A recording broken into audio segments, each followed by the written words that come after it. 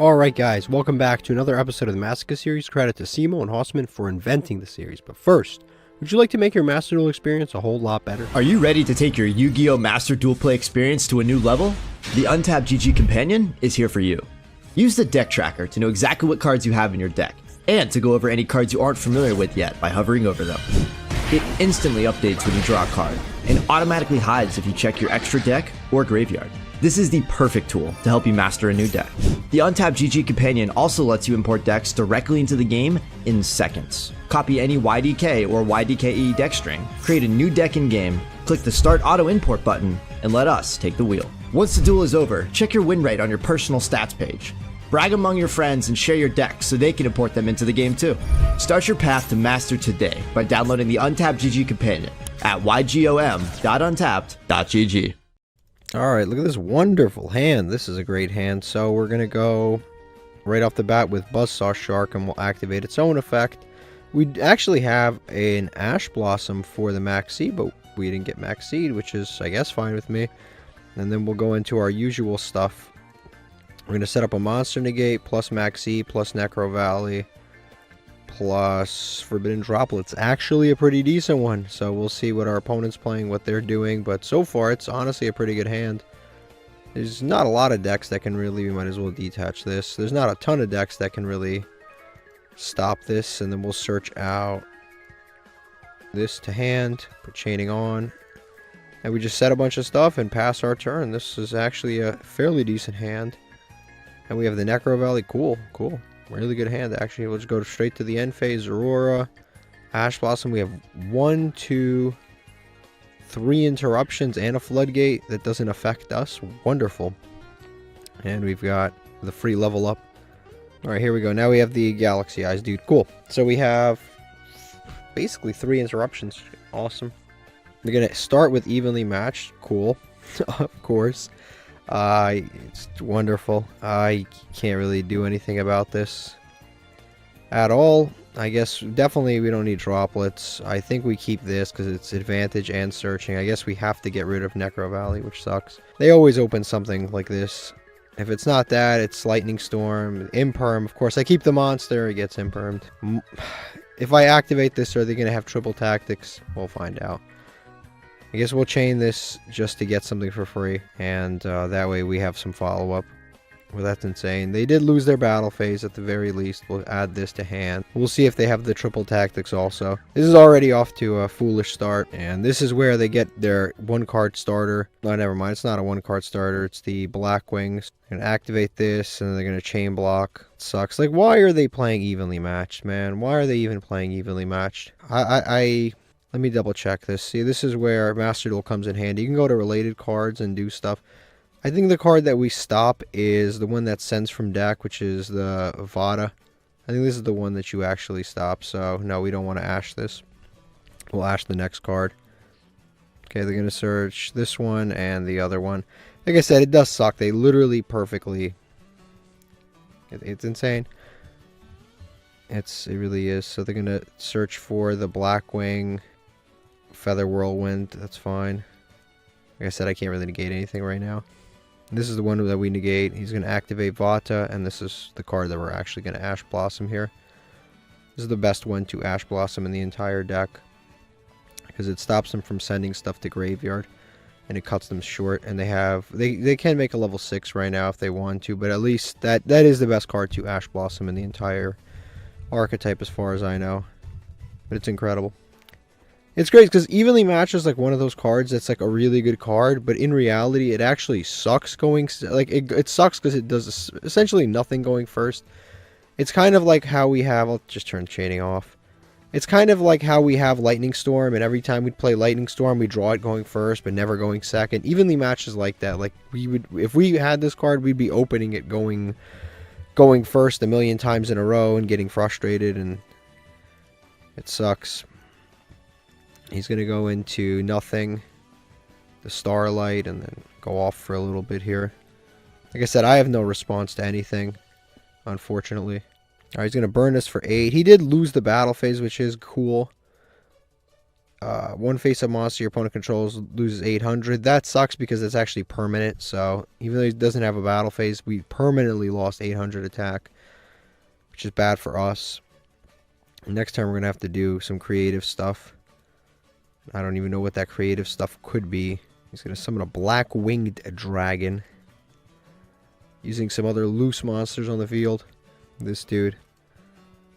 Wicked Wind. Alright, so now he's going to summon Full Armor Master. This guy's actually a concern to us because he like steals monsters and yeah, he can steal monsters and he's unaffected by stuff during the end phase. You can destroy all monsters to have a wedge counter. So this guy's actually good. He's unaffected by all their card effects. He is level 10, but he's quite good. Winged Dragon's okay. He did search the trap card. I think his summoning is pretty much done now. All you can Zephyros to bounce back this to summon it. To extend a little further. But he's also got this right here, the Twin Shadow. This is the card that he searched. He's going to place Blackwing counters on my monster. Or not place Blackwing counters on my monster. He's going to inflict some life points to me. He's going to reactivate this. Like I said, he already went to the battle phase, so he shouldn't be going. He's not going to the battle phase, so it's fine. But I think he's going to pass here. It's not like the best board ever, but it's certainly not terrible either. Now he's going to banish some synchros to summon the other synchro from the extra deck. Yep, there it is, the one that burns for every time we activate a monster effect. Then he's going to be able to do this because it's a soft once per turn, and he bounced it back with Zephyros, so he's going to be able to reuse all of these effects again. And special summon this back for free. Now he's going to go into Chaos Angel, so he's going to be able to banish our Galaxy Eyes, and yeah, he's gone now. Nothing I can really do there. He's negated anyway. He's going to go to end. That's just so unfortunate, man. We drew an awesome hand, but it didn't matter because he just drew such better stuff. It's actually kind of frustrating. I guess we activate Right Hand Shark. We're going to take some burn, but we're going to try to get out of this. So we're going to take some burn for sure.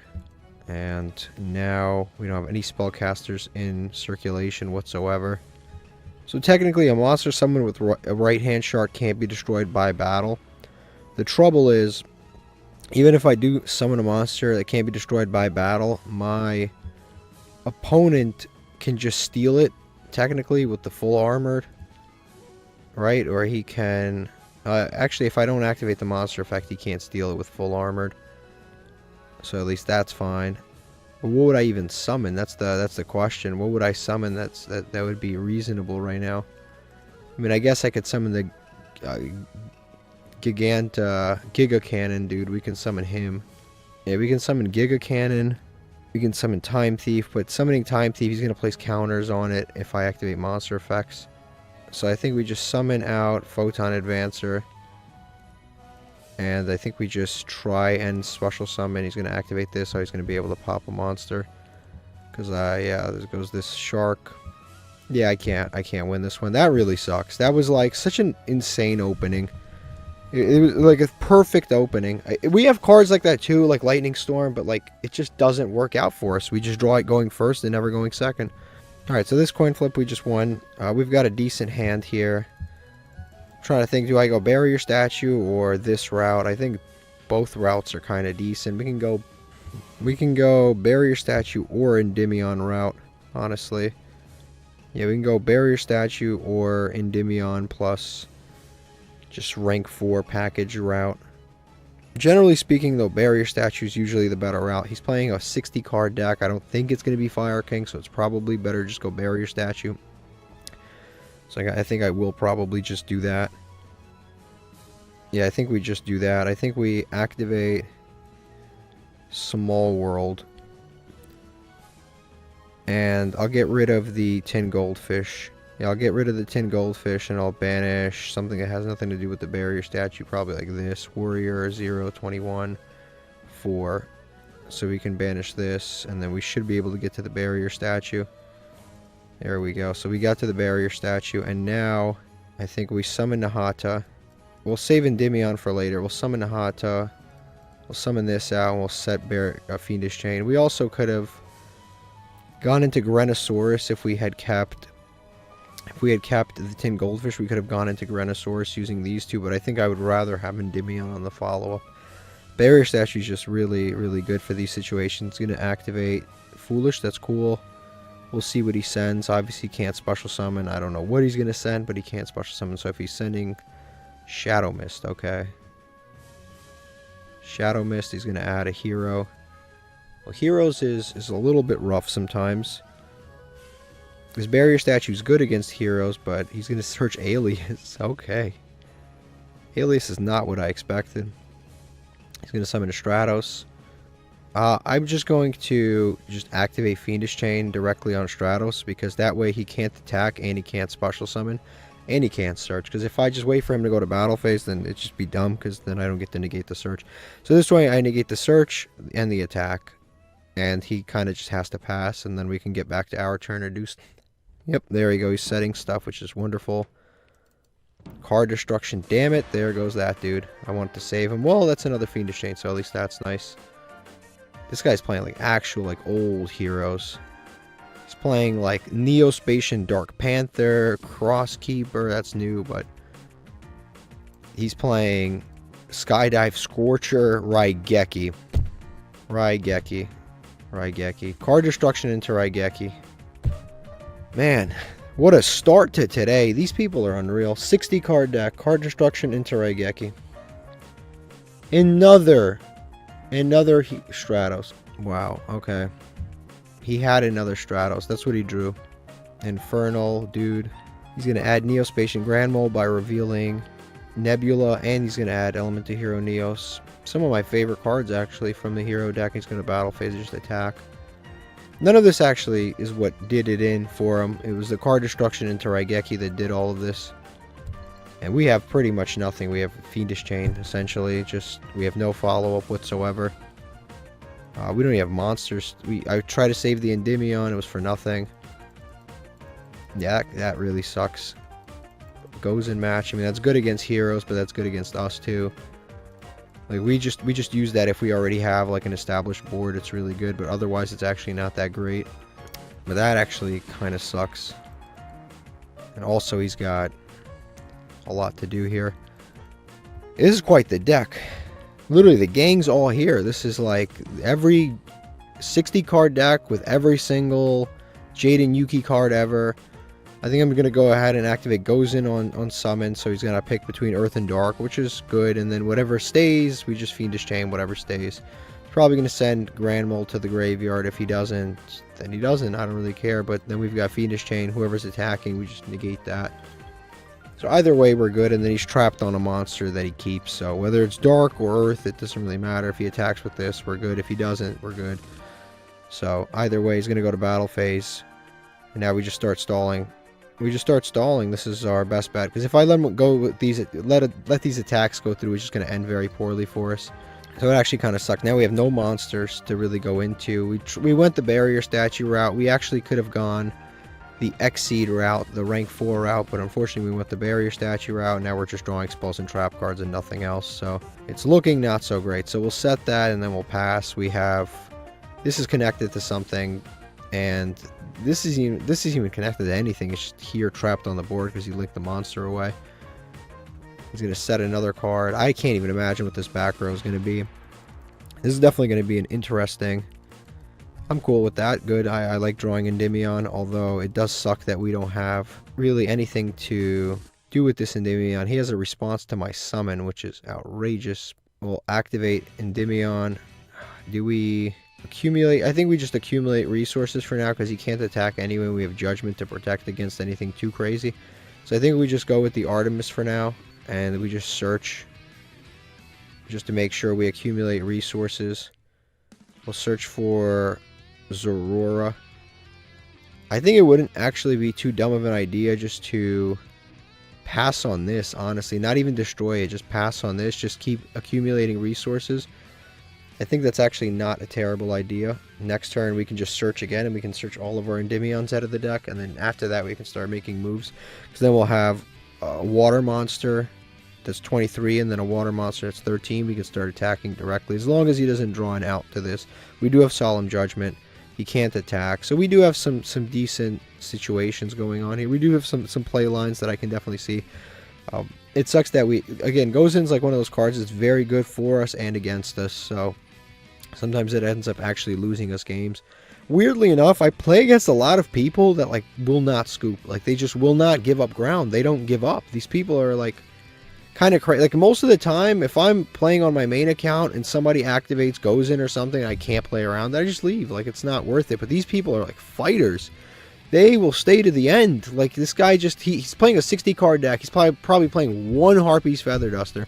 And they'll really sit here through a 20 turn duel waiting for one Harpy's Feather Duster. It's actually kind of insane. It really is kind of insane to sit through a 40-minute duel for one Harpy's Feather Duster.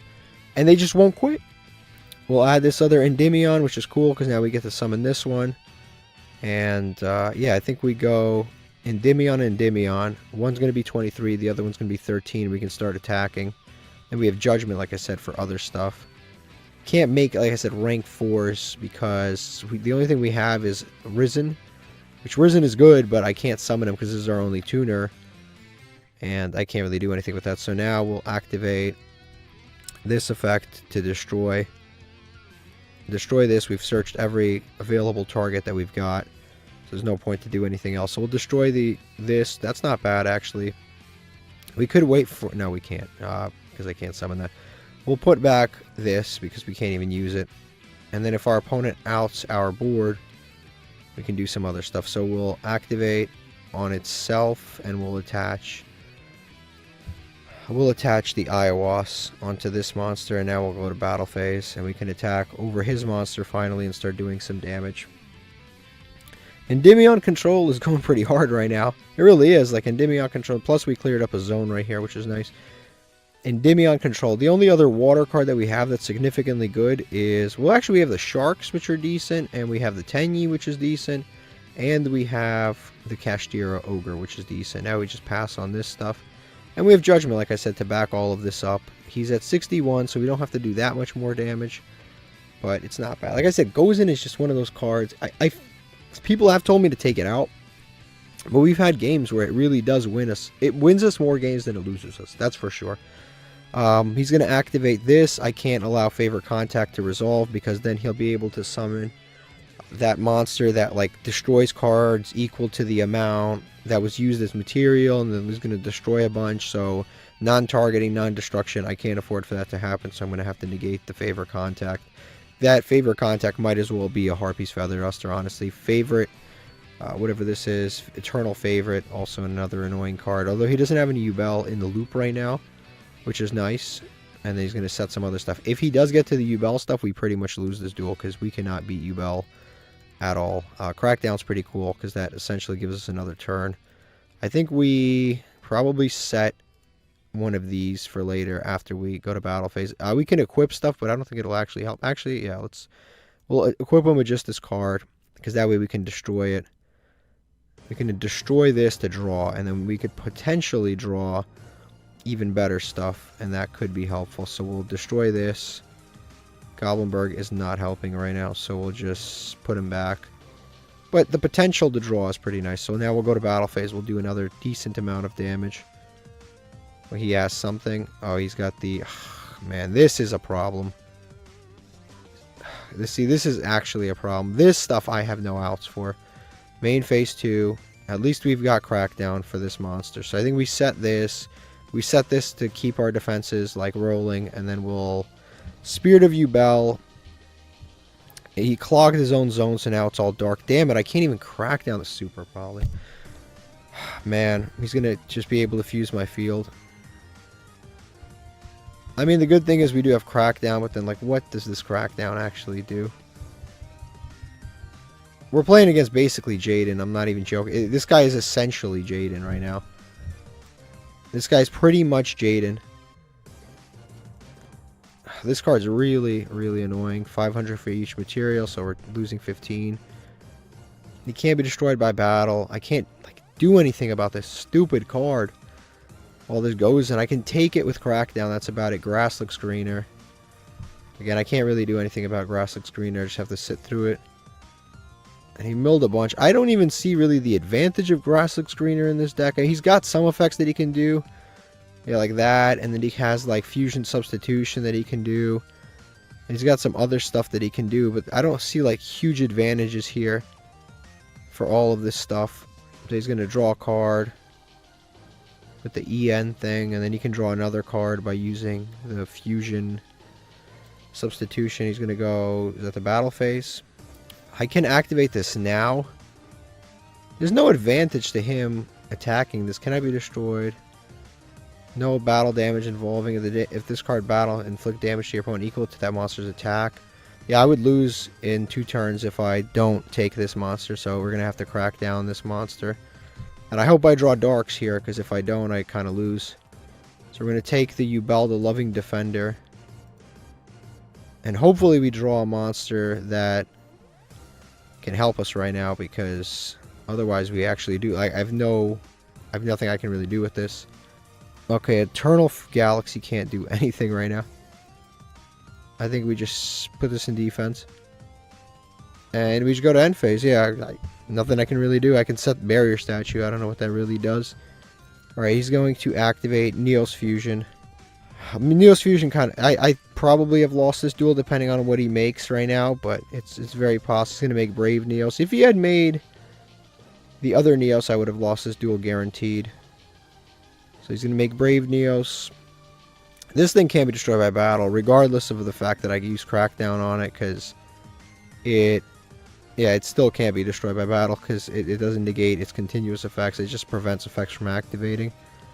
But now I have a new card to deal with, which is this. I'm going to activate King of the Swamps. And he's going to activate another Jaden card, which is Fifth Hope. Jaden activated this a lot in the show, like an outrageous amount. It's not a bad card. Actually, it's a pretty decent card, I'd say. I think it's underused. Our opponent's going to activate Harpy's Feather Duster. There it is. And now they have the Yugioh, the Loving Defender, and that'll wrap up the game. There's nothing we can do now. This guy was... It really felt like we were actually playing against Jaden. That was insane. He really did. He drew everything he needed kind of when he needed it, which was great for him, I guess. Okay, this is what our opponent was playing. They were playing just... Again, it's just a hero deck, but... It kind of sucks. We don't actually lose to heroes. We lose to, like, Card Destruction, Raigeki. We didn't actually lose to heroes.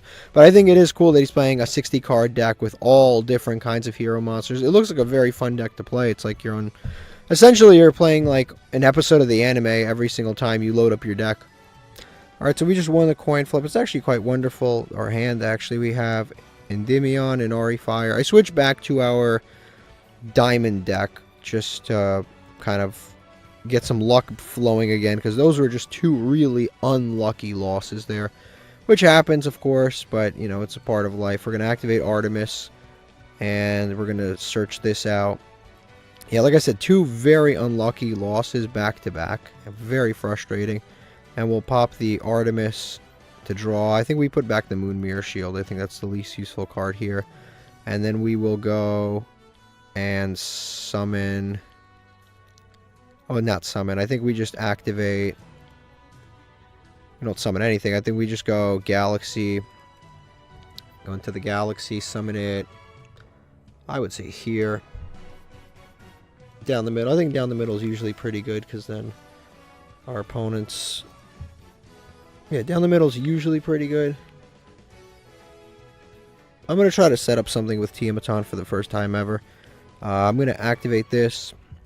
I'm going to try to play Tiamat a little wiser, a little more intelligently. We'll activate. We'll search the Eternal Galaxy. Yes. To hand. We'll try to do it for the first time. So we'll activate D-Fissure here. We'll activate Fiendish Chain. We'll put Fiendish Chain here. Yeah, we'll put Fiendish Chain here. We'll put this here. Put Chaining on. And if I can, I'm going to try my best to set up Tiamat in a certain way. Try to lock my opponent out of playing certain things, but we'll see if it actually works out. I'm going to try to use him just a little bit more intelligently going forward. But we're going to activate Galaxy, Eternal Galaxy. It's cool if this card can't be ashed or anything. We'll activate this. And we'll try something new. Hopefully our opponent's not playing Cyber Dragon, the game I decide to do this. Never mind, they're playing... that's oddly fine. Yeah, that's fine, I think. I don't really care. I mean, I can actually summon Tearlaments now, and I can block off link columns, but now that they're playing Dark Magician, I don't really feel I need to.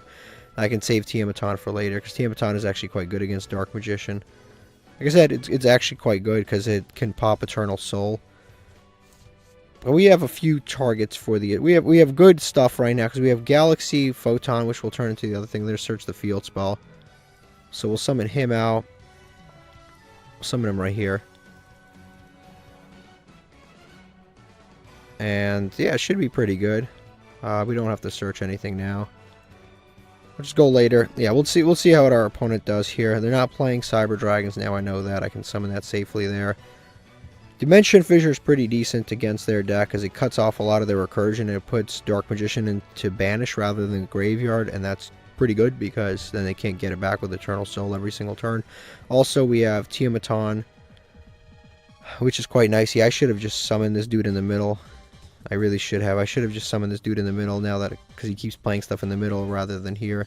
Hopefully he summons something here eventually, but he can also just summon a monster right here, which would be good for us. You can also set a card directly from deck right here with that other card. So he can activate this and set this directly from deck right here, which would be perfect for us. And then we can activate Tearlaments if we need to. That's fine too, because if he summons a monster right here, then we can Iron Dragon and pop this column and get rid of Eternal Soul. Okay, he's going to activate this, that's fine, which is the preparation to search the Ritual monster. I think we actually do negate this effect when he activates it in the hand. And the reason we want to negate the one in hand is because if we negate the one in hand, then he doesn't get the search, and if he does, if he has the other dude, I didn't expect this. Take one of your from your deck, banish, place it on top of the deck. I think that's fine. I don't really care about that. He can summon Denier. He's going to put Dasher onto the top of his deck. That's fine. That is completely fine. Yeah, this is what he's trying to bait me out, which is fine because now I'll activate the Galaxy to negate and destroy that card. Well, it only destroys if I detach this, but then I don't have protection from other stuff. But if I destroy this, then it gets banished, because it gets, yeah, destroyed, then banished. I think that's actually worth it. He doesn't have a lot of destruction, so I think that would be worth it, destroying that, because otherwise this card, every single turn, allows him to search for new Dark Magician stuff, so I'll just negate, destroy it.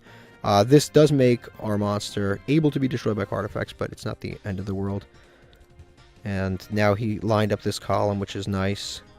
End phase, we are definitely going to activate Tearlaments, and we're also going to activate this dude. We're going to activate Number Galaxy, the Galaxy guy. We definitely have to activate him to get the free search out.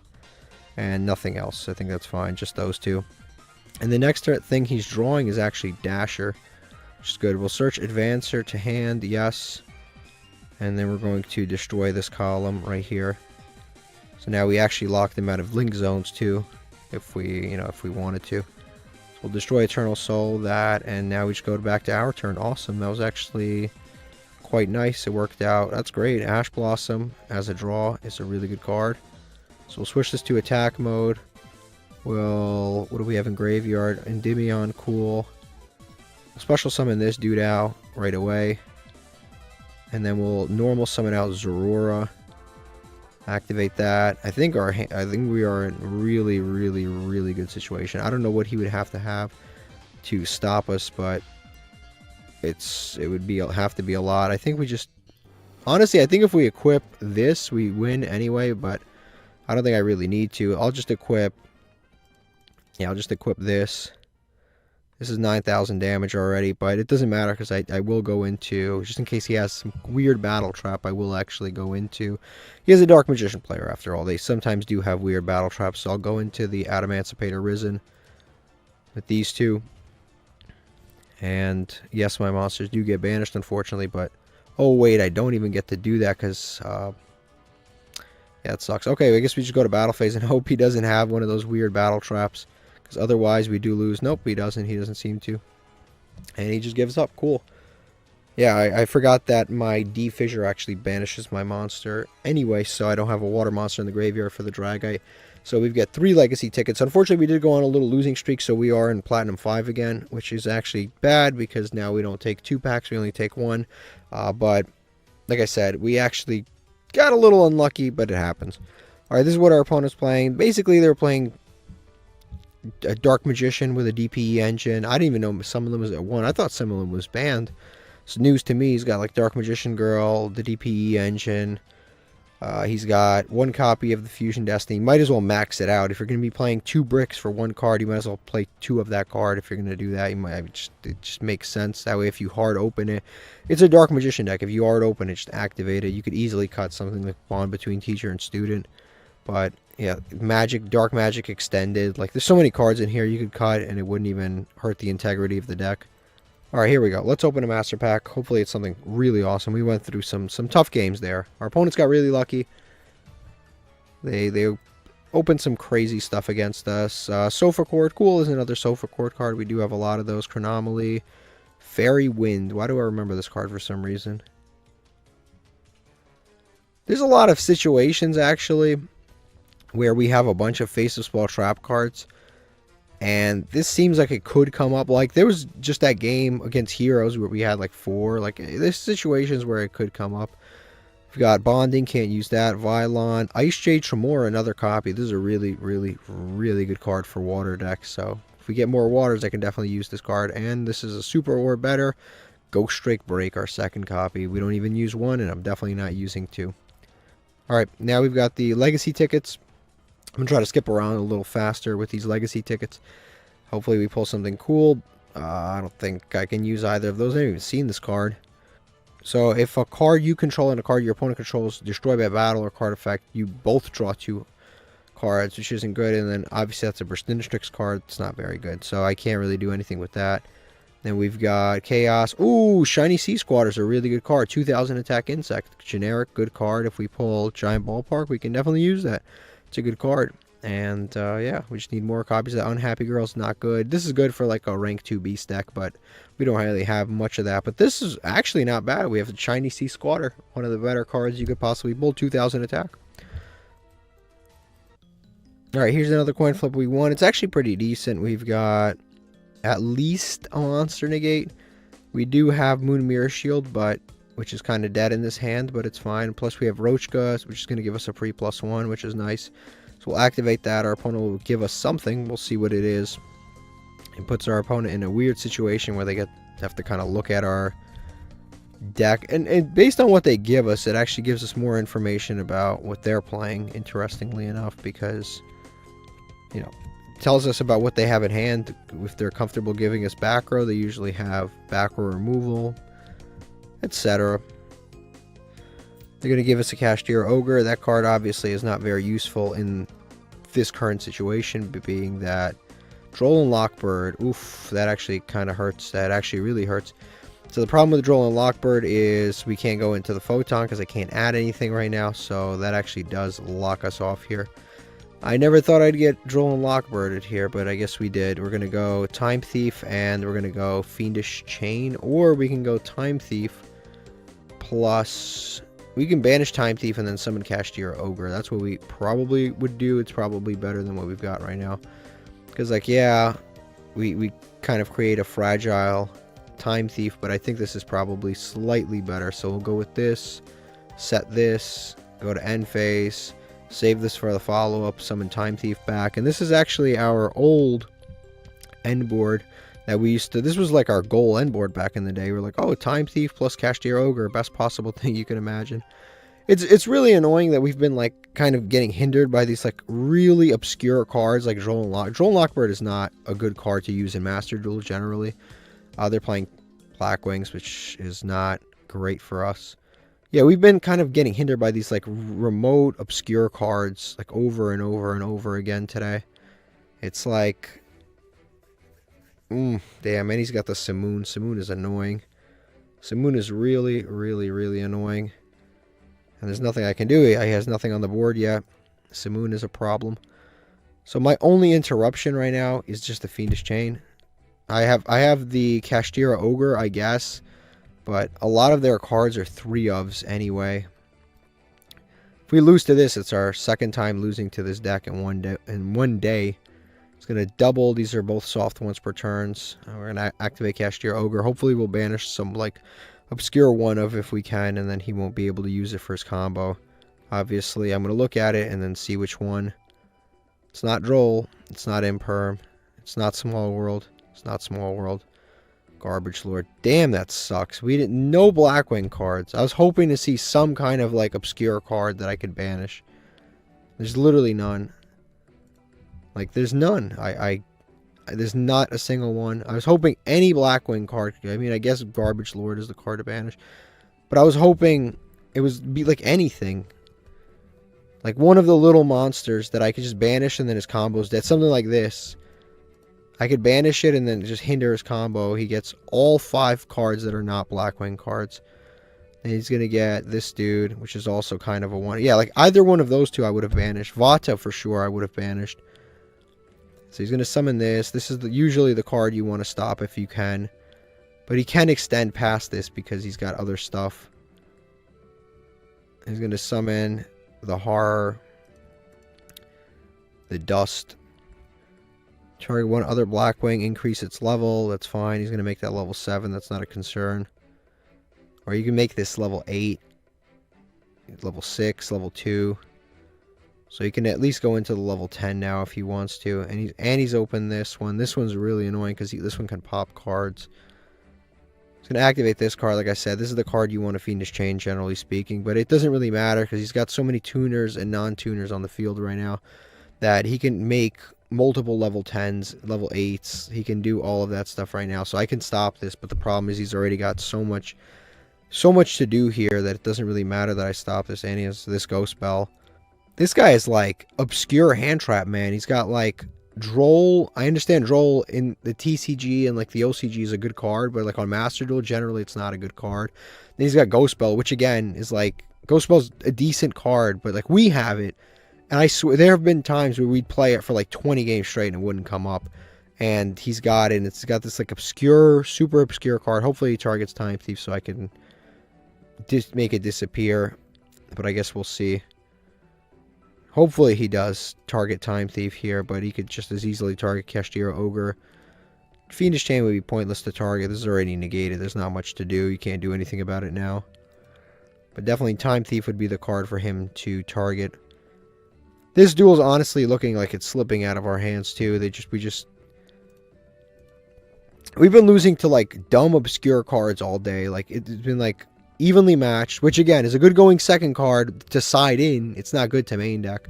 And then now we lost to Droll, and then before that we lost to Card Destruction Raigeki, like in a 60 card deck.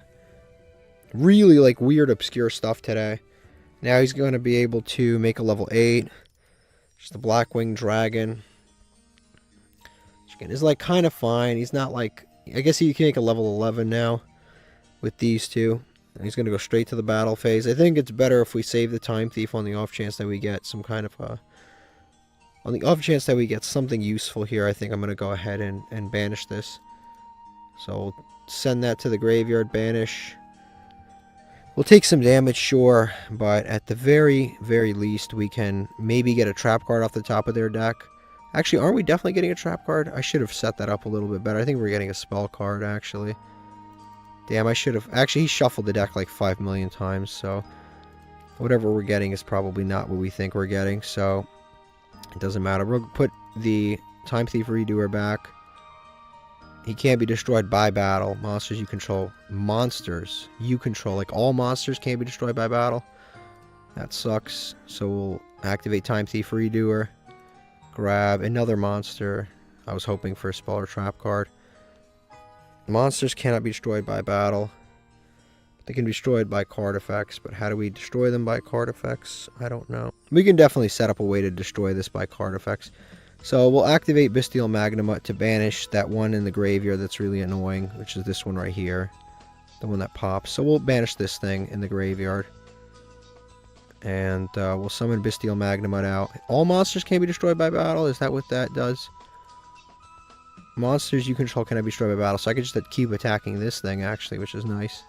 To do a bunch of damage. And then we can summon Purple Poison, too. We got to be careful about losing here. So we'll summon What we can do is actually, we can do some creative shit where we can attack this twice and then we can put purple poison over here. And then when we search Tearlaments in the end phase, we can activate it and then pop this plus the purple poison. And so we'll pop this purple poison and then this is what we can basically do if we wanted to do that. Let me just think this through though. Okay, I think that's probably the best play that we can make. Yeah, I think that's the best play that we can make. So we'll go to battle phase and we'll just attack over this right here. So he'll take 24, then he'll take 25, and then we'll go to main phase 2, and we'll pendulum scale this right here. We'll activate Moon Mirror Shield onto Bestial Magnuma because we can get Time Thief off the board whenever we want to. So this will kind of protect our life points. And then I think we just go to end phase, click on, we'll go to end phase, activate Tearlaments, search Tearlaments. I think we can immediately activate Tearlaments. Although, do we really benefit from activating Tearlaments immediately? I think we kind of do. I mean, I guess we get to pop this, we get to... Yeah, I think we do. So we'll activate Tearlaments. So we'll summon him right here. And then we get to pop that, pop this, activate this. And then we'll pop the Chaos Angel. And the next turn we're getting something off the top of his deck. And we'll find out what it is. And now we just end.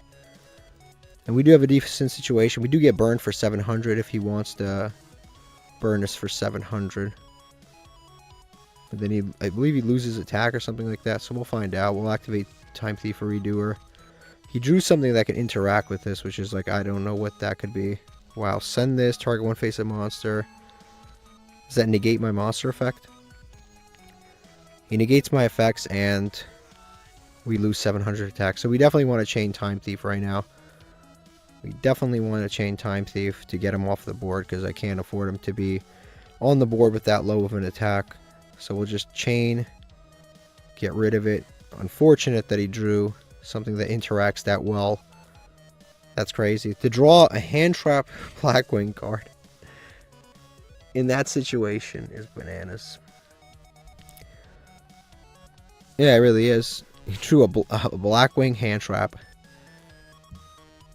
Like any number of other cards could have been useless. He can make a level 11. Which I guess he's not, because I think they need Blackwing tuners to make the good level 11s. He can make himself 28. Yeah, he can make himself 28, and then he can attack over stuff. We do have Time Thief coming back, thank God. But he's burning us for another 7, which sucks. We need to get rid of this dude immediately. He can attack over our Tearlaments also. He's going to banish, and then banish to summon the big dude. Yeah, this guy, the Assault Wing. Oh, he's going to attack, but we have Moon Mirror Shield. He just didn't read my card. He's going to lose his card for free. Why read? Why read the card? So he's going to get his monster destroyed, and this could be game, actually. I'm pretty sure it is game. I don't know why he attacked it. I mean, I know why he attacked it. He didn't read Moon Mirror Shield. He just assumed my card did nothing, so now we get Time Thief back, and this should be game, actually. This, unless something goes horribly wrong out of nowhere, this should be game. So we're going to activate Time Thief, grab a card, get another monster. It's incredible. When I looked at his deck, it was all spells and trap cards. Now it's all monsters. So we'll summon this, flip this to attack. I think we just go to battle phase and just start attacking. I mean, I guess I could have like link summoned or something there just to do some dailies, but it's fine. I think we just attack directly before we do something stupid that ends up losing us the game. And it's a miracle we actually won that one because that Droll and Lockbird was really scary. Honestly, we lost because of his poor play, not because of our great play. Yeah, he lost us that. He lost that game more than we won that game. 3 legacy tickets. Okay, here's what our opponent was playing. He's playing just, it was basically a pretty standard, like Garbage Lord's the only like kind of like techie card in here, but I mean it was pretty standard as far as this deck goes. All right, hopefully there's something awesome in here. Hopefully to reward us for our pain. We'll see though. Because we'll see how we pull here. Another Photon Advancer is kind of cool, actually. Gimmick Puppet, Ignister. This guy's a really good card. If you have no cards in your extra deck, destroy this card, draw a card. Yeah, this card's actually really good for our deck that does not use the extra deck, like our just generic, like, hateful deck. Like, I don't even know what to call it, but this card's actually pretty good. Okay, so this card overall is pretty good. It's a free summon. It's good in, like, True Dracos and stuff. Crystal Agius is a Crystal Wing card. Okay, this card's just okay. If you have Crystal Wings, it basically creates a token. Dragon Nails.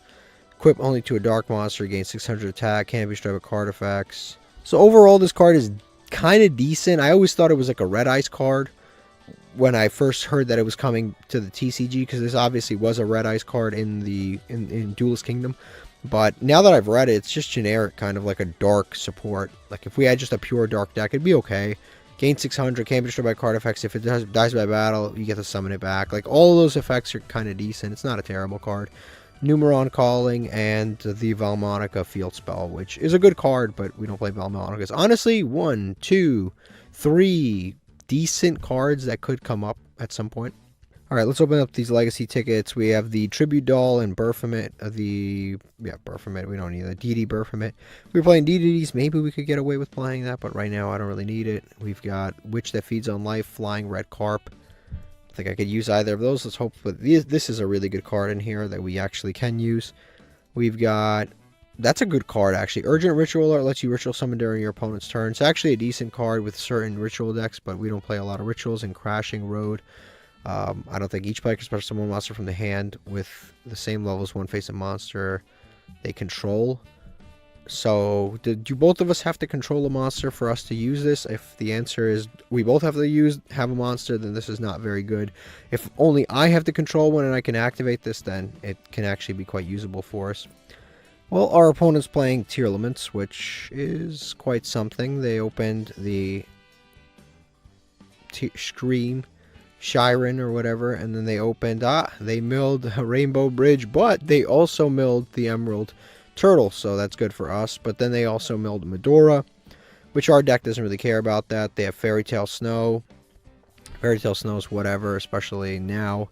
It'll obviously become a lot better later on. He's going to go into Time Thief. That sucks for us, because Time Thief is obviously really, really good. And then we have basically similar stuff going on our board. So he's going to detach everything. He's going to activate the effect of Shiren, which will, because it's an effect, so he's going to be able to fuse something using a card in his hand or graveyard. He's going to fuse the turtle, put it back. He's going to use the Rainbow Bridge. All good stuff so far. Kid Kalos, and then he's going to be able to go off. You know what's funny? We have Ash Blossom. I really don't even remember the last time I Ash Blossomed an opponent. I really don't. I don't know. Do you guys remember the last time I Ash Blossomed an opponent? Because I swear to you, I really do not even remember the last time I Ash Blossomed an opponent. Like, it comes up so infrequently. It's actually kind of crazy. Perlino, they're going to add. Now they're going to have that stuff. Cool. Yeah, Kashtira Ogre, would you look at this? They're going to... Now the mills get really good. Keldo plus Destrudo off of that. I mean, this is looking worse and worse every second. They're going to summon this back for free. Send this. Mill 5 more. These mills are about to be perfect. I always see people like online complaining about their mills for Tearlaments. Not against us. Not against us, ever. Look at these mills. They're about to be disgusting. Whatever it is. Mseti stuff. Solik. This. Jet. Sing. Like, literally every card is good. This guy hasn't really milled anything bad. Like, what has he milled that's bad? You could argue Foolish Burial Goods is bad. I mean, that's about it. Foolish Burial, Ash, and Psyframe. And Ash, and then a Maxi. But, like, almost every card in here is, like, a usable mill. It's actually kind of crazy. Plus, he has the Time Thief coming back. I can't even, like... this is one of our matchups that's just, like... I've never even witnessed them brick. The only time I will ever beat them is if I just summon a barrier statue and they can't get over. Like, that is the only time I'll beat this deck. This and Kashtira are literally just the most disgusting decks ever. Like, super effective against us. You can go back and watch every episode. I swear to you, we've never witnessed either of these two decks brick against us, ever. It's like crazy. I swear, all I see is people whining and complaining about bricking with these decks. I've never even seen it. Our opponent's going to activate Fairy Tale Snow, which is, like, I've never seen somebody throw away something so badly. They're going to activate Fairy Tale Snow and then banish all of this stuff in order, and Destrudo, which I guess they banished the least good cards in their graveyard. But now they're going to summon Destrudo, Fairy Tale Snow. They've also got Junk Synchron. And they've got Caldo Mudora. It's, like I said, it's like insane what's going on in here. Baron DeFleur. Like, they build these decks and they're like, I'll throw these bricks in there. It'll be fine. And then they brick against Snake Eye. And then against us, it's like insane. I think he milled every good card that he could possibly mill. It's like crazy. And then Emerald Turtle's free. The Emerald Tortoise is free. Just free resources at this point. He's going to go on IP now, okay. IP Barone, he's got, what's his name coming back? Time Thief. So IP Barone Time Thief isn't too terrible. We have Decisive Battle of Goganda, which is kind of cool because it protects against the Barone to some degree. He has a Time Thief on his board. Guaranteed he gets a trap card or a spell card. Like I'd almost bet you money that he's going to get a spell card or a monster. Or something of that, like something useful. He's definitely going to get something useful right now. What do you get? A trap card. What did I say? Every time we have Time Thief, monster. Every time they have Time Thief, trap card. It's like guaranteed. Do we threaten Battle Phase here to out this IP? Do we threaten Battle Phase? I mean, the issue is, like, what does it really threaten? That really does suck. They always get a trap card whenever they have a Time Thief. I guess we just activate Decisive Battle of Goganda. They can negate this. They can do a variety of different... They can put it on top of our deck with Time Thief. They can negate it. They can spin it back with IP by going into something else. They can do a variety of different things. I think we just go... I was going to go Purple Poison, but Purple Poison's like, what does that really do for us? I honestly think that... Weirdly enough, I think that Fairy Tale Snow might be the best card to go into. Yeah, I think Fairy Tale Snow might be the best card. So we'll activate Fairy Tale Snow to book Time Thief Redoer. Even though that doesn't really do anything, I just want to scare the Time Thief Redoer into him using Barone to like negate it. But he's going to actually activate, I use the monster effect on board, he's going to activate a Havness. And he's going to also detach to spin back something. And yeah, he's going to probably spin back Snow. I mean, what did he mill this time? If this card's sent to graveyard, the great mills continue. Yeah, who am I kidding? I can't win this. You can't beat luck. Like, I can beat skill, but I can't beat luck. That was just, that's a Tearlament player for you. Not only was he lucky with his deck, he was lucky with our deck because he got a trap card off the Time Thief. Alright, so we just lost a coin flip. Our opponent summons an Alexandrite Drag end phases. Okay. We have a hand that is absolutely all over the place. We have Barrier Statue, Run Ryu, Necro Valley, Lost Wind. He has a normal summon. He has a normal summon. I can't, like, do anything about this. I can't even activate Lost Wind right now. It's to summon the Labyrinth. That's crazy. Okay, so I think we set this. I don't even know if I want to activate this because I kind of want to get my Lost Wind back for free. Yeah, I kind of want to... I guess I have to defend my life points, so I'll set that face down. I'll just pass. I think we just pass on this. I believe we're playing against the bot, but I can't really tell. You know things are going bad when you're playing against bots. Like, it's just... It's going bad. Now, the truth is, we are at the beginning of the month playing in Platinum, so technically we're playing against people who are in Diamond 1. So we are essentially playing against half-decent players. He's going to summon the Tuning Warrior here. Yeah, this is rough. He hasn't even been special summoning, so we can't even use this other dude. But next turn, I think we'll be able to use some tricks here. Next turn, I think we'll be able to do stuff. Because we can set... Does this have to be target and face a monster? So it doesn't have to be an opponent's monster. Cool. So we're going to be able to do some tricks next turn to get some stuff off. We also could have just used Tiamaton last turn. Also, I don't know why I didn't, but it's fine. It's fine. So I guess we have Endymion. Endymion's a pretty cool draw. Endymion's a really cool draw. So we'll go and we'll summon Endymion and we'll do some stuff with Endymion, and we will probably be able to play and do some other stuff now. So we'll do our Artemis, activate Artemis. You can also summon Tiamat now. We might as well just activate it now, so the game doesn't prompt us forever. So we'll summon Tiamat, summon it right here, search for free. Like I said, we probably could have done some stuff last turn, but you know, we're playing against the bot, so I felt like I could get away with some other effects here. Now we can actually activate Lost Wind. Yeah, we'll probably do some stuff with Lost Wind in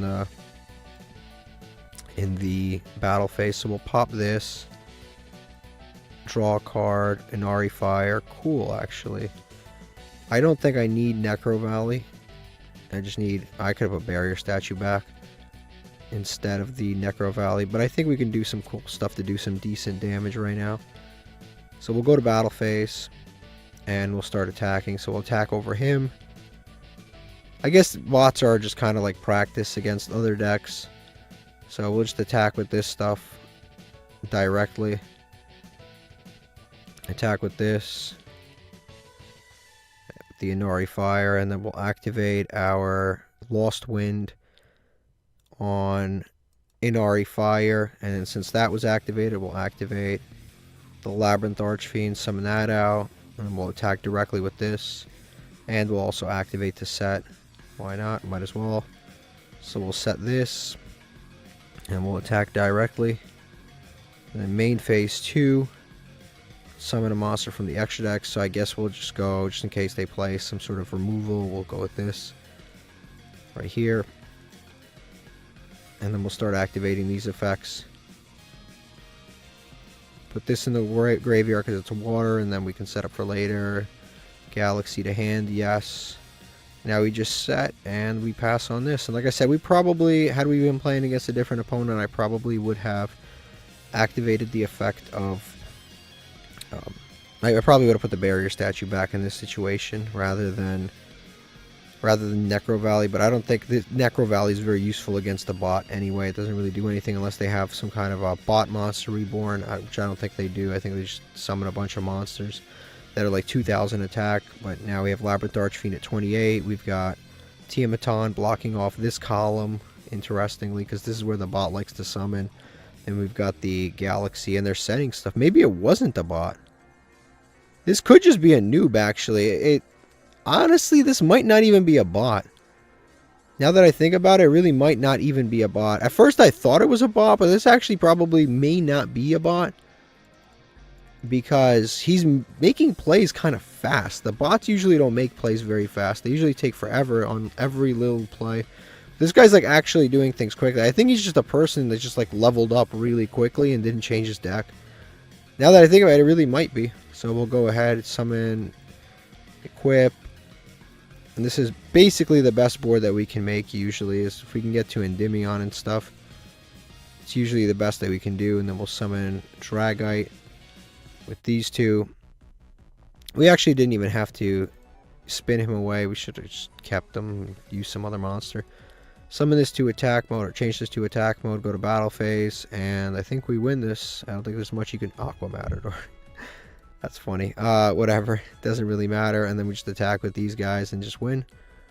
Yeah, quick game, easy game. Like I said, I'm fairly sure that was a bot, but like I said, bots usually don't set monsters. I actually don't think that was a bot. I think that was just, like I said, a player that just was trying to make things happen with a starter deck. We got 2 cards, Red Archery Girl and Wolf Axe Wielder. Alright, this is what our opponent's playing. Yeah, I actually don't think this is a bot. Wow, I'm actually like shocked this was not a bot. No, there's just a person who's just playing a fun deck. He's playing Heart of the Underdog, and he just wants to draw a bunch of cards. And then he has like Dragon's Mirror in here to summon First of the Dragons, which is a very good card actually. And he's got Polymerization to summon First of the Dragons, which again is a pretty good card. If you don't have spell trap card removal, this card can be really difficult to out because it's unaffected by other monster effects, so you can just summon it in defense, and it can be very difficult to out sometimes. This is actually a funny deck. Yeah, this is not actually a bot. I just realized too, he has stuff like Tuning Warrior, which is a tuner, obviously. He has stuff like the Flameveil Guard, which is also a tuner, so he can actually summon things like Barone and Star Eater and Ascension. He's also got Quintet Magician. This is a pretty well thought out, for a simple ass, random ass deck. This is actually fairly well thought out. Also, as a final, like, closing point, I just realized that Necro Valley actually is really good against this deck, because it shuts off this is the graveyard effect of this, and this. Actually, this is recovery, so it shuts this off and this. So it actually does shut down his deck, but I just assumed him to be a bot and didn't imagine that it would be good against him. Alright, let's open a Master Pack. That was actually probably the most interesting of the duels today. Actually, that Hero duel was actually pretty fun. I wish we drew less Floodgate-y stuff and more, like, decent, interesting stuff. Another Dark Factor, more production is pretty cool. This is an Inzektor card. I don't really have enough Inzektors. Nordic Beast, Guardian, Felgrand is a decent card, but I don't have a lot of high-level dragons. They're actually generally high rarity. Ancient Gearfist is not good. DD Savant is okay. BES Tetran I can't really use. Let's see what this is. We've got... Wow, that's actually a good card. Gravekeeper Supernatural is actually a really good Gravekeeper card. We do have Necro Valley. We do have this now. It is good, but I don't think I can activate this. During the main phase, you can activate this effect. During the end phase, add one Gravekeeper or Necro Valley card from your deck to your hand. So we can search Necro Valley with this. It's 2 Gravekeeper monsters. The problem is we actually don't have a lot of Gravekeepers. We have a lot.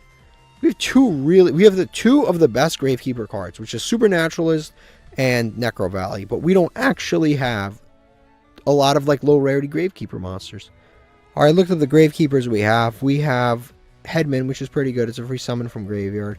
Spear Soldier. We have 2 of those, which is decent. He does piercing. He's 2,000 on Necro Valley, which is nice. 2 Chiefs, which is a decent card, but it's a tribute monster. Then we've got Priestess, which is okay. Curse, which is okay. We have Spy, which is, again, decent. Good in old Yu-Gi-Oh! Not so great now. Spy is decent. And then we've got Steel, which I guess we can add back cards, and Rite of the Spirit. So we have some decent ones, but we're missing a lot. This is a card that I wish we could pull Commandant or Commandant, because then we can just search Necro Valley. This would be better. See, this is a weird situation that we're in. We have this, which is a UR, which searches Necro Valley. And it would be cool if we could resolve it, but we also could just pull Commandant, which can also just search the Necro Valley, and it's a rare, without having to fusion summon it. You don't even have to summon it. You don't even have to put it on the field. You just activate this card. You can even activate this under Dimensional Fissure. Like, that's how good this card is. So this is literally one of the best cards that we could possibly pull, and it's only a rare. Meanwhile, there's like rares that we pull like 4 or 5 copies of that are like dog shit. And then this is one of the, this is an archetype that has some of the weirdest, like, rarities out of all of them. And I seriously mean that. Like, this card deserves to be a UR, no questions asked. This too, best cards in the archetype. But then this is legitimately one of the best cards in the archetype, and it's a rare. This is really not that great of a card at all. This is not that great of a card at all. This one's okay if you set it up, but then you've got a bunch of cards like this is good. This is decent. This is really good. It's their fusion monster. Headman is really good. And then you've got, this is good, but it's not a UR. This is not even a part of the archetype. This is like, it's decent. This is not a part of the archetype really, but it's like weird because this isn't like an okay card. It's been cut from the deck unless you like make Artemis with it. But it's weird. It's like really odd. This deck, more than any other deck, has very, very weird rarity choices where some cards make a lot of sense, and then some cards it's like a head scratcher. Like, why in the world is Oracle an ultra rare? Like, nobody plays this in Gravekeepers anymore. So this deck is overall very weird, and I do hope we pull more copies of Commandant. Plus, this card is actually a spellcaster. All right, we just won the coin flip, and this hand is really good. It's really, really... I've never seen these sleeves used. Wow, those sleeves are dramatic looking. We're going to summon Kashtira Ogre. We're going to hope that they activate Maxi right after realizing their failures. They did not. And now I think we just set, and pass. And that is all we're going to do. That is a pretty good hand. Like I said, Summoning Snow would have done nothing in this situation, but that is a pretty damn great hand, honestly. We've got Kashtira, Judgment. Torrential is a little iffy. He's going to activate the Winged Dragon of Ra, True Sun God. Okay, I'm going to allow that to resolve, even though this card's really good, and it's going to allow him to search Guardian Slime and other things. It is really good. Now, the good thing is that we do have Special Summon 1 Modern Monster, so we do have There Can Only Be One. I'm going to put Chaining on. The reason that There Can Only Be One is actually really quite good against his deck is that we can activate... Well, first of all, we'll activate Cashier Ogre. But the reason that this is really good, that There Can Only Be One, is that he can't summon the other slime from his extra deck. We're going to activate... I know exactly what I'm banishing. There's not a question about it. So I'm going to go ahead and banish the Harpy's Feather Duster because it is one of the worst cards to play against for us. And then we're going to immediately activate the effect of There Can Only Be One. Because now he won't be able to summon the monster from his extra deck. Is he playing? How many cards is he playing? Probably like 45. No, not 45. 37, and then all this shit on the field. I'm not going to do the math. It's probably around 45. Now, the problem is that he can block our attacks. That is Destruction, Duramacan, and that's decent. I guess we just summon Snow and just start doing work here. No, we don't. I almost activated that on my own Snow. We're going to activate this to book this monster. Why not? Why not? Yeah, I think we just go to battle phase. Yeah, I almost Solemn Judgment in my own Snow. So we'll attack this monster. He can make his attack like equal. So he'll save his monster and then now we'll destroy it.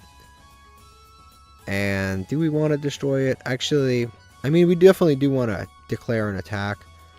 If we destroy it, he gets to search, but I don't think it's the end of the world. But we do get to banish some more stuff here.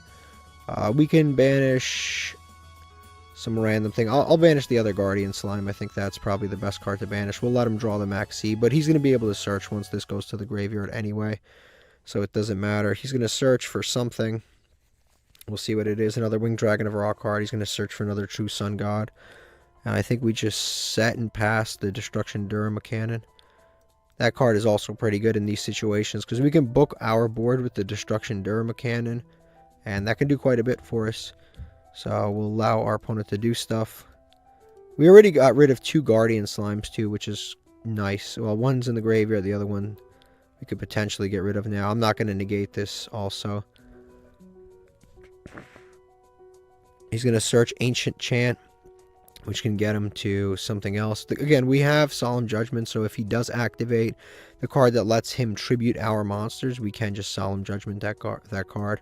He's going to summon, he's going to add Winged Dragon of Ra, activate Mseti. That's annoying. That's fine, though. Mseti's fine. We do have things to play around Mseti. We're going to activate the effect of Cashier Ogre for sure right now to banish some other stuff. Yeah, we're definitely going to banish something here. We're going to banish, well, look at 5 and then banish 1. Obelisk, Mseti, Breaking, and I'm definitely going to banish this dude because he's probably playing it at 1 and he's going to have 1 less monster to go into. Yeah, this Cashier Ogre's been putting in work right now. I think we actually, to be intelligent, I think we do Solemn Judgment this copy of King Sarcophagus because this will allow him... King Sarcophagus just gets him too much advantage. It lets him summon all of these guys back from the graveyard, and then I have to commit to using Torrential Tribute on them, and I don't want to. And then he can summon gods with it, which is also really annoying, because he can summon a god and then end phase, and then next turn just be able to summon another god, and it can be a really bad advantage loop for us, because he can basically summon a god card every single turn. This card is almost sure it's a Max C. I'm almost sure it's a Max C, so we're just going to go to battle phase. Today's been kind of fun. Like, our opponent's been getting lucky. We've been playing against anime protagonists all day long, but honestly, it's like, I would rather lose to anime protagonists than Snake Eye and Yubel, so it's actually been kind of fun. Like, yeah, they've been drawing, like, exactly what they need, exactly what they needed against us, which is a little bit frustrating, but overall, I'm actually not really that mad, because we've been playing against, like, Blackwings and Heroes and let me make sure I attack with both. Yeah, Blackwings, Heroes, and now we're playing against Gods. It's like, we've been playing against really kind of interesting decks all day long. Yeah, I can't really even complain. We played against that, like, normal Monster Mash deck, which is actually kind of fun to play. Like I said, he didn't really draw into his really cool stuff, but if he had, it would have been maybe a fun deck to play against. Maybe next time I see him somewhere in Platinum, maybe he will have his stuff together. Necro Valley's really good against the Mseti package, so we'll just go to battle phase, see how much damage we can do. Like I said, he's kind of in a bad situation because I'm looking at the top of his deck, banishing things to make sure he never gets anything. I think I'm comfortable with him getting a God card because he's already got a God card and it hasn't done anything. So I think I'm kind of okay with that. I think the Canopy is probably the most dangerous card here. We just get rid of that. Again, he already has God cards and he has Winged Dragon of Ra. So if he had the thing that allows him to tribute our monsters, he would have already used it. And now we activate Necro Valley. Necro Valley kind of just seals the deal here because Necro Valley basically prevents him from summoning any of his Gold Sarcophagus monsters back regardless here because they're all stuck in the graveyard, so they can't resolve under Necro Valley, which is kind of cool. And then, like I said, he just drew Obelisk. I know he's got Obelisk, I know he's got Raw. I don't even know what else he's got. He probably could have a Slifer in his hand too. Alright, this is what our opponent's playing. Like I said, generally, today's been a pretty fun day. It's like, yeah, we're losing some of these to really obscure cards, but at the same time, I'm playing against stuff like this, so I can't really complain. Because we've got, like, Judgment of Anubis in this guy's deck, and we've got... This guy just basically is playing in a full, like, Egyptian deck, which is cool, because this is where Yugioh came from, and I think it's actually quite interesting. Alright, let's see what we get out of this Master Pack. Hopefully it's something cool. We'll see, though. This one is not glowing at all, but we've had ones that glow all episode, and we haven't really pulled anything too crazy. Tistina, Ancient Gear Beast, this has got to be Frost Blast. Gaia the Fierce Knight's our only new card. Boot Up, Dark Horizon, and Vendread Core. So we've got one new card, and it's a Gaia the Fierce Knight. This is about as bad of a pack that you could possibly pull, honestly. This is terrible. When this card's normal summon, you can add a Sniffer Dragon from your deck to your hand. I think, shockingly, this is one of the better cards that we actually pulled. But that's not even really that good. It adds another copy of itself, which is a level 2. So I guess we can maybe use it in like some kind of a sprite build, because we do have some sprites. But the problem with this is, honestly, the live twins are actually just better than this. Like, they summon themselves to the field. This just searches itself, and it's a hard once per turn. And then the rest of these, like I said, aren't too usable. Also, I have no idea why Gaia the Fierce Knight is in this pack and not in the Legacy pack. I don't even know why this is here, honestly. Okay, we only got one Legacy pack for the other one here, so we can just open this one, and that's fine. And then we can look to see what we get here. We've got Spell Chronicle, which is kind of a Yubel card in certain ways. And then we've got M Warrior number 2, which is not usable. Alright, so this is what we opened. It is pretty bad, honestly. We won the coin flip, but we might as well have lost the coin flip because this hand is absolute dog shit. We drew a brick for this, and then this to protect things. We have nothing worth protecting. And then Moon Mirror Shield to going second card. We have literally... We have 2 usable cards in our entire deck. This is absolutely one of the most horrific packs. Like, almost, this is incredible. This is one of our worst hands that we've drawn in such a long time. I almost want to just scoop, but our opponent has Blue Eye Sleeves, so they could very well brick. We'll just set this and just pass. This was absolutely horrific. Moon Mirror Shield is a great card, but we never draw it going second. We always draw it going first. And we never draw it when we draw Barrier Statue going first, which is typically what you want to do. But it seems like we just cannot piece those 2 things together for some reason. We can never get a Barrier Statue and a Moon Mirror Shield and go first at the same time. Something always somehow goes wrong. Our opponent is playing Sword Soul, which is not what I expected. I was hoping for Blue Eyes because then they would have bricked. But they are playing Sword Soul, and they're starting off with a Long Wand, which is whack because now they can just go burn the floor, and that sucks. That just outs everything.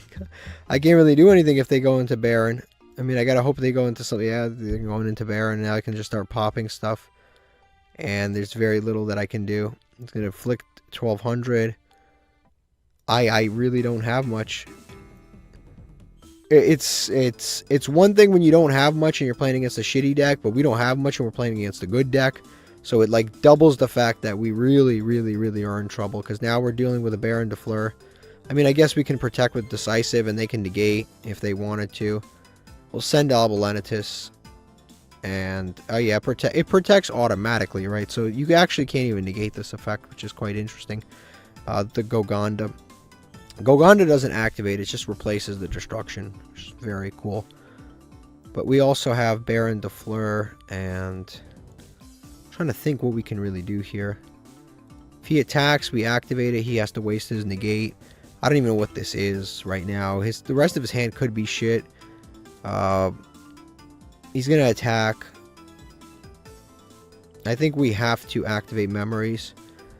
If he allows this to resolve, beautiful. If he doesn't, it sucks. But the good thing is we don't have to pay the life points for cost. So he's gonna activate to negate, and then we can summon. We gain 400 attack, but not defense for every generic trap. So we can summon. Oh, never mind. We cannot, because I guess that was in attack declaration. Oh yeah, our effect was negated. Duh. Our effect was negated. Therefore, we couldn't use that effect. Hopefully, we draw a monster here. Hopefully, Bestial Magnet. Does he have a dark? Do we have a dark? Does anybody have a dark? Yes, we have a dark. Okay. We have a Elbolenitus in the graveyard. Awesome. So then we can activate the effect of Bestial Magnet to banish this Elbolenitus. I don't think he's got a response. This, I don't even know what this is. Maxi is whack as hell. I mean, it's giving him one card. It's giving him one card. It's cool. It's giving him a singular card. I don't think it's the end of the world. So we'll go with that. We'll activate to search.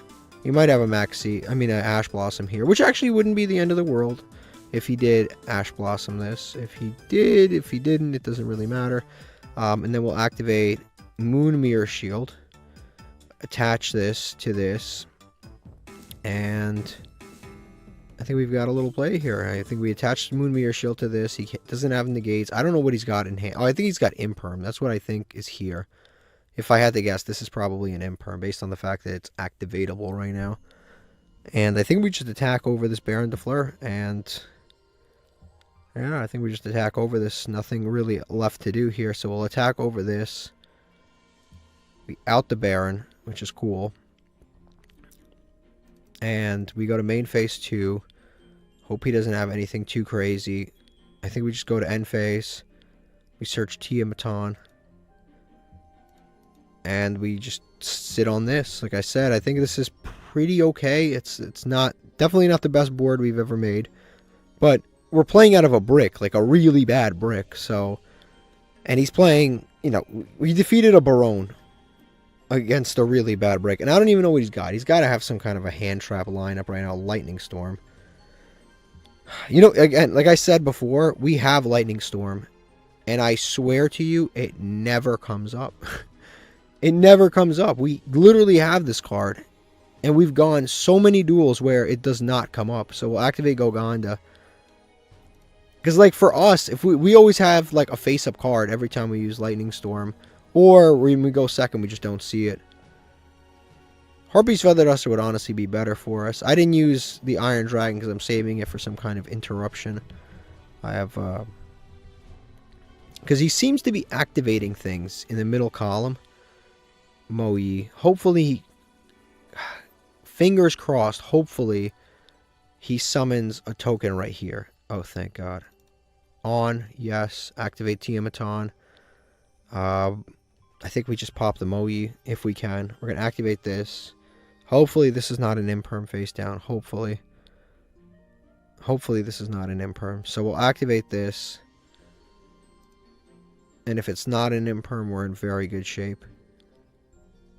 So we're going to summon this right here. Activate. Please don't be an Imperm. Please do not be an Imperm. It's an Imperm.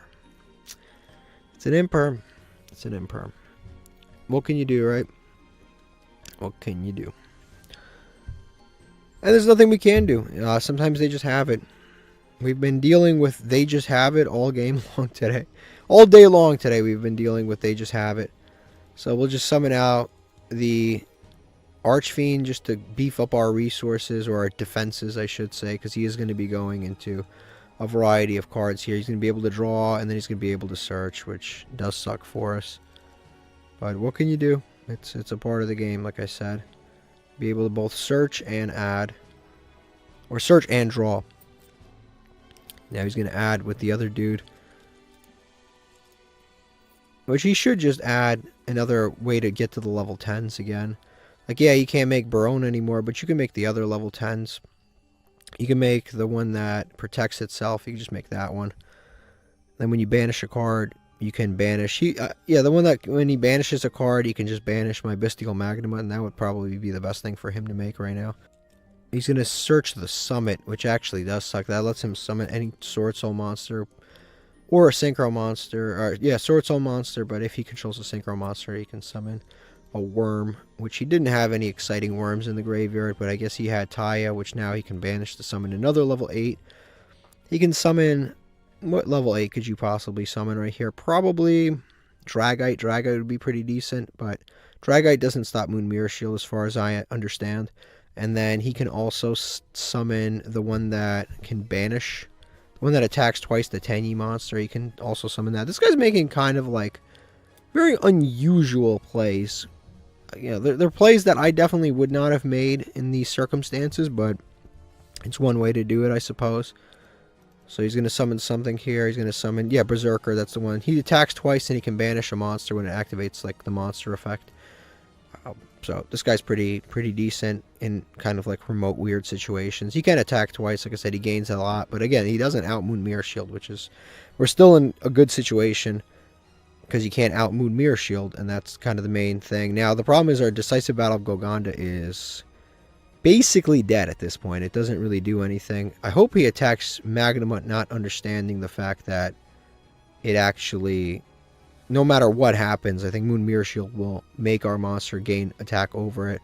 So attack over that dude. He's going to gain attack, and then he's going to attack again. So he can attack over either Bestial Magnemite or Iron Dragon Tiamatron. Well, no, he can't attack over Bestial Magnemite, but he can attack over Iron Dragon Tiamatron. So us getting our defenses up was kind of for nothing, but I guess it's fine because we do have Bestial Magnemite still making things happen. This guy's a monster negate, so he's kind of annoying. This guy's a monster banish. I think he's just going to pass. Assuming he's smart, he's just going to pass, but we'll see. And he's going to main phase 2. He could set something, add a Sword Soul monster, add a worm instead. If I'm him, I'm adding Vishuda. Honestly, he's going to add Protos. Again, Protos doesn't really do anything. I don't know if he's playing Vishuda, but if I'm him, I probably would have already... I would have added Vishuda when he summoned, after he summoned the token with the Mogi and he negated my Tiamatron, I would have just summoned it then. That's what I would have done for sure. Now he's going to summon out Protos. Protos destroys all monsters, right? With that type, declare one type, destroy all monsters. So he's going to be able to destroy my Magnemite, which does suck for me. I don't have any more protections. I have to activate this. It's mandatory. I'm going to put it to the bottom of the deck because it loses me the duel if I draw it. And I think we lose this duel, which is quite unfortunate for us. Like I said, Decisive is... Ooh, that's not bad, actually. That may have saved us a little bit. So we'll set that and we'll pass. I think we can steal Protos. 3,000 defense is quite decent. We'll see what he's got, I guess. We'll see what he's got. Depending on what he's got at hand. If he just goes to battle phase, we just steal Protos. And then Protos in defense is 3,000 defense. And the... Shishao can't out a 3,000 defense monster. He's going to Branded Fusion. Branded Fusion at a time like this. Well. That's just incredible. Sometimes these people do this stuff. It's like they mix the stupidest shit together. I can't even, like, objectively, right? Like you take a step back and you look at this deck. And this is just a dumbass card to include in this. There's no way around it. There's no two ways around this. This is stupid as hell. Why would you include a Branded Fusion in a Synchro deck? Like, it's just shocking to me. But, of course, somehow, they draw it at the perfect time. There's no two ways about it. And he hard opened the Fallen of Albaz anyway. He's going to go into Albion, and now he's going to go into Mirror Jade. And unfortunately for us, I think Mirror Jade's going to cook us because we really can't do anything about it. Even if we steal Protos, he can just Mirror Jade banish and then attack directly twice. Alright, he's going to fuse into Albion, the Sanctifier Dragon, which, let's be honest, should probably be banned, but he is not. So thank God he summoned this, not Mirror Jade, because we would have lost. Damn it, he switched that to offense. We can't... Damn, we lost. We actually lost this duel. That sucks. So what I was supposed to do is... He switched that shit to offense so quickly, and it didn't even give me an opportunity to respond. They just, like, switched it, and... I think we just lose here. I can't target this guy. I think we have to take the 3,000. There's nothing we can do about that. So we're at 300 life points. And now he's going to declare an attack with something else. I think we activate Crackdown now. That really sucks. Like I said, I was hoping to take this one and leave it in defense, but now I have to take Xixiao. I have no choice about it. They did not give me an opportunity to do anything else. The whole thing was to take this, and they just automatically just... He summoned this, they did the animation, next thing you know it, this thing's in attack mode attacking, and he's attacking us directly. Like, there was not an opportunity to do any other plays there. Like, in real life, I would have been like, okay, hold on, let me take that monster. Hold on, after you summon that, activate the effect of Crackdown. It's going to activate this to destroy, I guess, lights this time around. Which would destroy, oh, darks. Okay, darks. End phase. And he's going to use Albion. Destroyed his own monster. I thought that was pretty funny. He's going to search out Branded and White. Again, why these two decks are combined in one deck, I have no idea. I understand it's a part of the lore, but they just don't even work together. But this is just incredible. Forbidden Droplets, we are not even close to enough life points to make a difference. Honestly, I don't think it would have mattered anyway, because you can do other stuff next turn. I don't think there's do here. I mean, I guess we can set Forbidden Droplets if he attacks. We can do a Forbidden Droplets play. I guess we just pass on this. I think that's our best bet. We also have like 3 dead cards. We have this and this are both dead cards that don't do anything. He's going to activate Albion. Oh, I forgot he can just fuse by summoning the... oh, he's going to summon Maxi and Baron de Fleur. Wow, okay. Yeah. Once while face up on the field, Baron de Fleur comes back to his field. I get a Maxi. Yeah, sure. I can't win that. That's incredible. That is incredible. Alright, this is what our opponent's playing. Again, today has been just like a really rough day. 1 branded fusion. Imagine playing all of these bricks. Like this and 2... Imagine playing 2 copies of Fallen of Albaz for 1 copy of Branded Fusion. 1 copy of Branded Fusion. He's got Brandon in White. He's got Brandon in High Spirits, which does not really do anything. I mean, I guess you can send something, but it doesn't get to where you need to go. But again, it's like, imagine playing all of these bricks just to play Branded Fusion. The crazy thing is he drew it on a turn where he didn't Synchro Summon. And I think like the worst part of all of this, he's playing 1 Imperm, and then we had to lose to that. Alright, so we just won the coin flip, and we've got Nahata, and we've got Endymion and stuff, so we can at least have some plays here. Unfortunately, we did draw the Moon Mirror Shield going first, but what can you do, right? Moon Mirror Shield, generally speaking, is going to be better than something like Lightning Storm for us. But overall, this isn't a bad hand because we've got some free special summons. We've got Artemis. We've got, like I said, we've got some other stuff. We have free special summons, Artemis. What does he even have in response to Ash Blossom? Okay. Ash Blossom's fine because we do have, we have other things we can do. We can destroy and draw. So at least we can still destroy and draw. This is cool because it's 2 points of activation on the Endymion. There is a card that actually searches Endymion that I hope we pull. Cashier Ogre. Unfortunately, I got to put it back, I think, because it doesn't really do anything for us. So I can put... That sucks. So, I think we go for the Monster Negate. I think that's just the smartest thing to go for, which is the number 90 Galaxy Eyes. I think that's the smartest thing to go. I can go Time Thief here, but that would just be dumb. Cashier Ogre doesn't do anything, really. So I'm going to put him back, because right now, in this situation, doesn't do anything. At least Moon Mirror Shield next turn, I can just, like... Because I can't even summon the Cashier Ogre next turn. I can't do anything with him, so at least with this we can go Photon Galaxy and we'll activate this effect. It doesn't matter who we detach, and then we'll search out Galaxy, yes to hand, and now I think we just set everything. Set this here, set this here, set this here, set this here, and then just pass. And hopefully our 2 Monster Negates and potential Tiamatron will help us win this duel. We'll activate this immediately. And hopefully our opponent is playing a link deck, and we can lock them out of the link zones by playing a little more intelligently. Because it's possible to lock people out of link zones, we just have to be able to do it. We'll turn the chaining off, and we'll let our opponent play for a little bit. We'll see what they can produce here. They're going to activate reinforcements of the army, which usually tells me that they're playing Sky Strikers, and this probably will not end well if they are playing Sky Strikers. And they are playing Rescue Ace, which is probably, I don't know what's scarier, this or Sky Strikers. They're also playing in weird spots, so they're playing essentially around Tearlaments, but not really. Okay, they're going to activate the effect to choose one effect monster your opponent controls highest attack. Neither player can activate effects this turn. So I guess we kind of have to negate that because they're going to activate this effect. So I think we have to negate that. Otherwise, he will basically prevent us from activating monster effects anyway. So we might as well negate that. He also has the effect to tribute and then special summon Rescue Ace monster from his hand. Yeah, there's not much I can really do about that. He kind of gets that no matter what.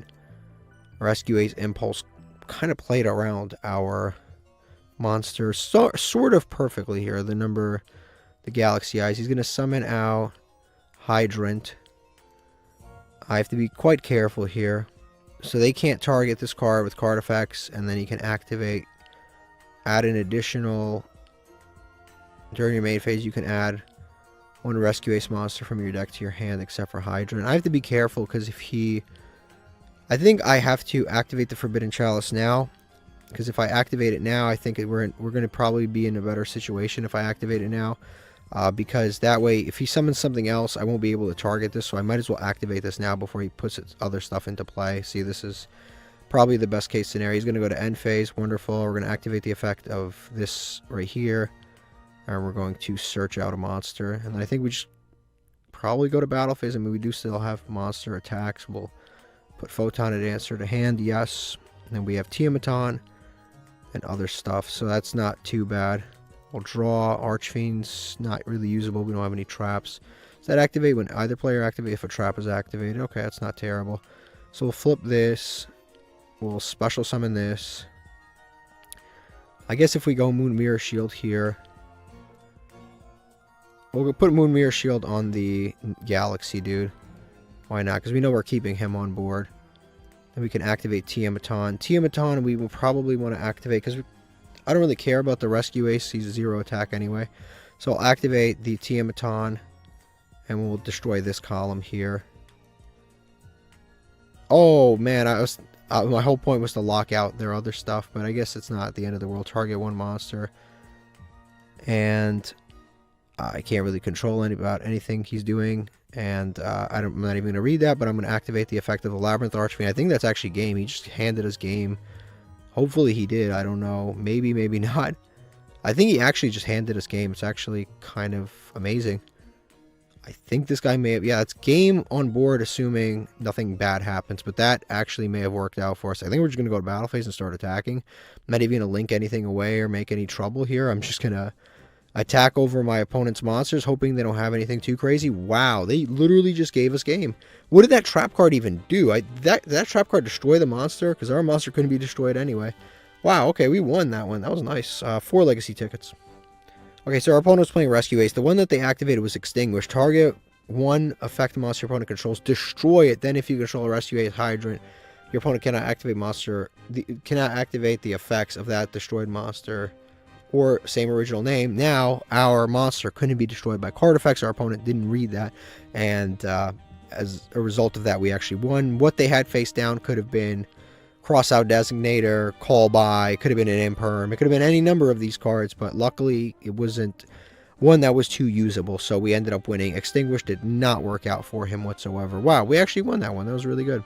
Yeah, here we go. We're going to open another master pack. It's incredible. Today, the more meta the deck is, the better chance we have of beating it. The less meta the deck is, the less chance we have of beating it. Just today. Usually, we obviously beat meta and non-meta decks, but today's just been tough. Exploder Dragon, which is a dragon synchro I don't think we can make. Xian's Daredevil. Abyss Script opening. Monk Summoner. That is a pretty good card. This card is normal flip summon, change it to defense, discard a spell, special summon 1 level 4 from your deck. So basically this is a 1 card, rank 4, great card, really good card, but you have to discard a spell.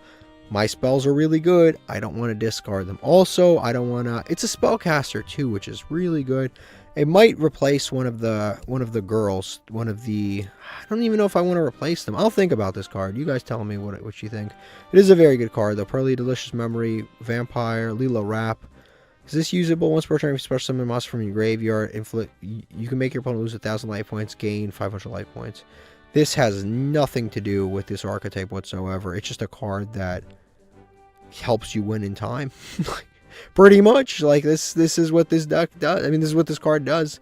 It has nothing to do with Live Twins. I think they just had an extra artwork of this archetype, and they were like, we got to put it somewhere, because there's no explanation as to why this card is on this. I have no idea. All right, to close out the episode, let's open up these legacy tickets. Hopefully something good. I've been saying this about the legacy tickets for like a million years. We have not pulled anything in such a long time. We've got Drollbird and Cocoon Party, almost a good card. Droll and Lockbird, and it may have been good, but we'll see. Spirit of the Pharaoh, I don't think I can ever summon this card. Is like so outrageously tough to summon, and it's just absolutely not worth the payoff whatsoever. It's one of the worst boss monsters in the history of the game. It takes like 4 turns to summon. It's basically a monster, 2,500, that summons back the monsters that you summon to summon it. Weasel and Zero Force, I don't even know what all of those lights were about. That accomplished nothing. Neither of those cards can be usable for us. Performapal, Rocket, yeah, that was not, I don't know why those were even glowing. I have no idea why those packs were glowing. There's no rhyme or reason for it. They need to stop doing that to us. Spirit of the Pharaoh is somehow the best card, and actually technically the Weasel is the best card, but we have no way to really like trigger this on our opponent's turn. It is cool. Your opponent can activate spells and traps for the rest of the turn. You can flip this during your opponent's turn if you're playing like Prediction Princess, but obviously we're not, so it's probably not going to work out. La la la la la la la la.